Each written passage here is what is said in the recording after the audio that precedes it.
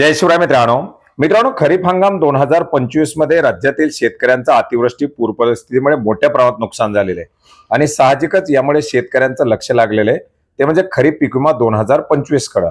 परंतु हा पीक विमा मंजूर करत असताना पीक विमा कंपन्या याच्यामध्ये खोडा घालणार का, हा एक पडलेला प्रश्न आता सत्यात उतरतोय की काय, अशा प्रकारची परिस्थिती निर्माण झालेली आहे। मित्रांनो, एकंदरीत आपण जर पाहिलं तर खरीप हंगाम 2025 मध्ये पीक विमा योजना राबवली जात असताना यील्ड बेसच्या आधारे म्हणजे पीक कापणीच्या प्रयोगाच्या आधारे आणि तंत्रज्ञानाच्या आधारे अशा प्रकारे भारांकर करून हा पीक विमा मंजूर केला जाणार आहे। आपण पाहिलेले की साधारणपणे सर्वच राज्यातील जिल्ह्यांची महसूल मंडळांची आकडेवारी ही शासनाकडे सादर झालेली आहे। पीक विमा कंपन्याला ती आकडेवारी देऊन आता कॅल्क्युलेशनच्या प्रक्रिया सुरू झालेल्या आहेत आणि कॅल्क्युलेशनच्या प्रक्रिया पार पाडून 15 जानेवारी नंतर हा पीक विमा शेतकऱ्यांच्या खात्यामध्ये येईल अशा प्रकारच्या अपेक्षा असताना आता काही ठिकाणी पीक विमा कंपनीच्या माध्यमातून आक्षेप घ्यायला सुरुवात झालेली आहे। 2024 मध्ये आपण पाहिलं होतं की यवतमाळ जिल्ह्यामध्ये सुद्धा पीक विमा कंपनीच्या माध्यमातून आक्षेप घेण्यात आलेले होते। आता 2025 मध्ये झालेलं नुकसान हे मोठं आहे आणि या पार्श्वभूमीवरती शेतकऱ्यांना पीक विमा मिळेल अशा अपेक्षा असतानाच आता पीक विमा कंपनीच्या माध्यमातून या 2025 मधील पीक कापणीच्या प्रयोगावर सुद्धा आक्षेप घ्यायला सुरुवात केलेली आहे। धाराशिव जिल्ह्याचं एक उदाहरण आपण जर घेतलं किंवा त्याची आकडेवारी आता समोर आलेली आहे की 504 पीक कापणीचे प्रयोग घेण्यात आलेले होते, ज्याच्यापैकी जवळजवळ 217 पीक कापणीच्या प्रयोगावरती पीक विमा कंपनीच्या माध्यमातून आक्षेप नोंदवण्यात आलेला होता।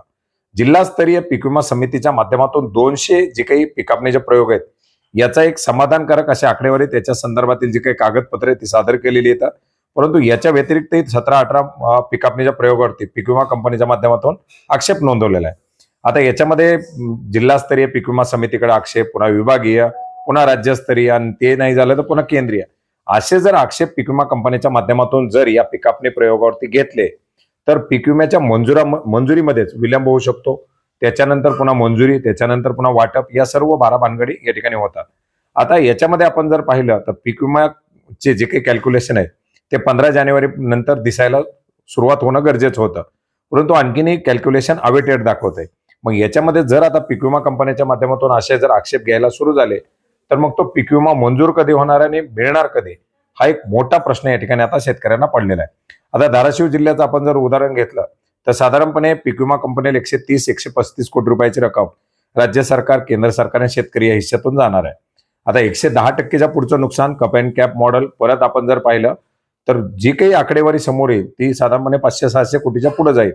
याच्यामध्ये पीक विमा कंपनीच्या माध्यमातून 110% पर्यंत जर पीक विमा दिला तो साधारणपणे 150 कोटी असू शकतो। मग आता 150 कोटी दिल्यानंतर पुढचं जे काही पीक विमा असेल 110% पेक्षा जास्त, त्याच्यासाठी पूरक अनुदान द्यायचे राज्य सरकारला। मग राज्य सरकारला पुन्हा जर 200-300 कोटी रुपयाची रक्कम द्यायची असेल तर आता सध्याची जी परिस्थिती पाहिली, कारण 2020च्या 134 कोटीचं प्रकरण अद्याप मिटलं नाही, 2024 मध्ये अनेक साऱ्या जिल्ह्यांचं पूरक अनुदान अद्याप दिलं नाही, मग 2025चा पीक विमा वाटप करण्यासाठी राज्य सरकार पैसे कधी देणार, हाही प्रश्न या ठिकाणी अनुत्तरित राहणार आहे। आता 2024 मधले आणखीन बरेच सारे पैसे बाकी आहेत, 2025 मध्ये अशीच परिस्थिती निर्माण झाली तर आणखीन त्याच्यामध्ये विलंब होऊ शकतो।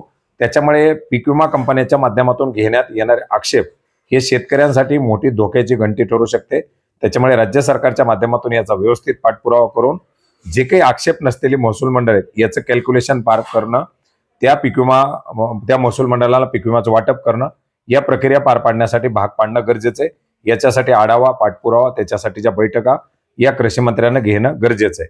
आता सुरुवातीला जी काही आकडेवारी येते याच्यामध्ये जर अशा विलंबाची जर चिन्ह दिसायला लागली तर शेतकरी आता जानेवारीच्या 2ऱ्या-3ऱ्या आठवड्यामध्ये पीक विमा मिळतील म्हणून आशेवरती आहेत आणि त्यांना जर मंजुरीमध्ये जर एवढा विलंब झाला तर मात्र मग ते केंद्रीय कृषी मंत्र्यांना दिलेलं स्टेटमेंट, क्रॉप कॅलेंडर, 12% दंड, या 12 भानगडी तर कुठं जातील याचा कुठलाही मागमूस लागणार नाही।